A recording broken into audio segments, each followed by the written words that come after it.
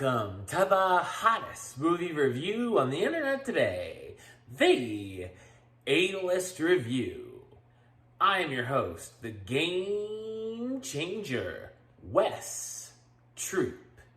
And it's time to go back to the theater. And this time we're going to take a look at a film that might be Jessica Chastain's next shot at the Best Actress nominee. But is the rest of the film any good?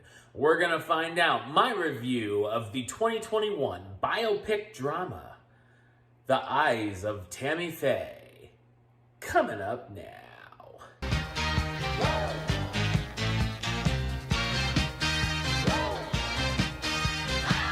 A look at the life of the controversial televangelist Tammy Faye Bakker, which covers her upbringing, meeting her future husband Jim in Bible college, the rise of their television show, along with the couple's fall and Tammy's redemption. So what did I think of The Eyes of Tammy Faye? I thought it's a so-so biographical drama. The film is based on the 2000 documentary of the same name, which has a much shorter runtime, and while I haven't seen it, I heard that it's the better option. The film is directed by Michael Showalter, best known for directing the great movie The Big Sick, and the absolutely awful comedy The Lovebirds. It's also produced by star Jessica Chastain, and you can tell that it's a passion project of hers.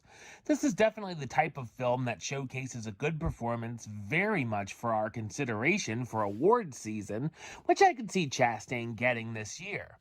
Sometimes these films aren't good enough to gain Best Picture momentum, though, and that's definitely the case here.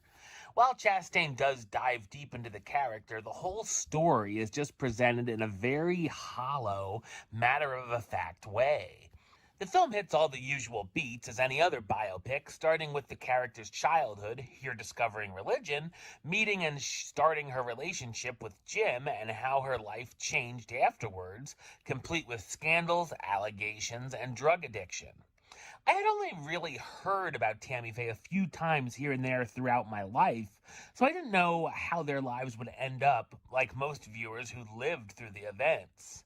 There certainly were some interesting elements here, such as their variety show with singing and puppet performances, what was going on with the PTL network, or Praise the Lord network, and the 700 Club, and her acceptance for homosexuality and acknowledging AIDS when everyone else in the business wouldn't touch the matter with a 10-foot pole.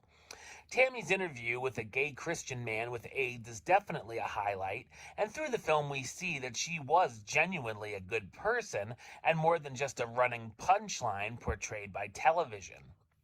The film tends to just quickly hit these highlights, and I would have liked to have seen more behind the scenes on these events. It's kind of odd that there's little build-up to some of these elements, and things just happen without telling us how they really came about. Things very much feel glossed over throughout the story. That being said, the story does have a slow pacing, making it feel like a very long sit. The film's tone is also all over the place, and sometimes I was unsure if a scene was supposed to be taken seriously or laughed at as a satire. The story could have given more for Jim to do as well, as he just seems like a very dull character. The finale of Tammy singing with an imaginary chorus appearing behind her also gave me huge I'm Going Home vibes from Rocky Horror. Jessica Chastain stars and gives a believable performance as Tammy Faye Bakker, the evangelist and television host who would become a gay icon. Andrew Garfield as Jim Bakker, Tammy's husband and televangelist who became a convicted fraudster. Cherry Jones as Rachel LaValle, Tammy's mother, and Vincent D'Onofrio as Jerry Falwell, the Southern Baptist preacher and fellow televangelist.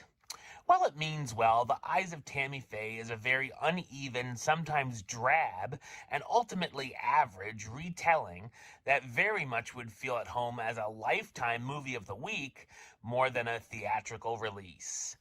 Number-wise, I'm going to give it a 5 out of 10, which gives it the A-list rating of meh.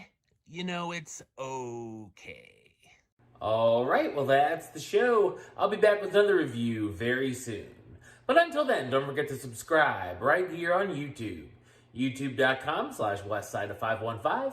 Like the show on Facebook, facebook.com/westtrueplaylist.